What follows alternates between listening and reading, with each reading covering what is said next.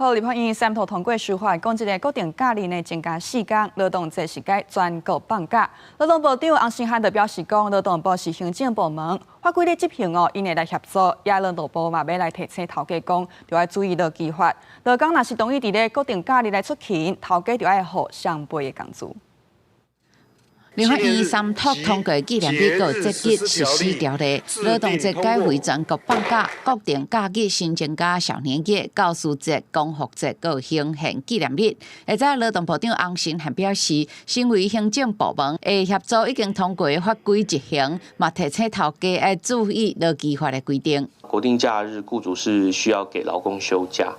那如果雇主有征得劳工的同意，在国定假日的时候出勤，那依法是要必须给予双倍的工资。而在立法院维权委员会处理有关劳动部主管有算冻结报告案，洪胜汉部长嘛，互问到有国民党立委提案，劳工连续3个月就会当有3天的特休，是不是支持呢？ 各方的意见，那我们都会来尽量的来收集。假放伤济，劳工敢会互 AI 来取代呢？国民党立委陈金辉问洪胜汉部长的态度，但部长并无表态。立委陈金辉强调，两个并无关联，但伊指出未少企业利用 AI 来定财，但为国外经验来看 ，AI 伫台选履历顶头确实是有偏见。如果你用 AI 在做评估履历的时候，有可能比如说男性的姓氏会被评比较高分，或是黑人的姓氏就比较容易被评低分。很多人都提醒了，